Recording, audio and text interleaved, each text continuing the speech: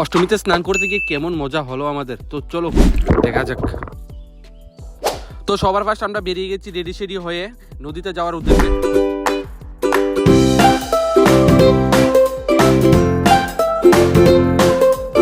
তারপর এখানে এসে দেখি প্রচুর ভিড়।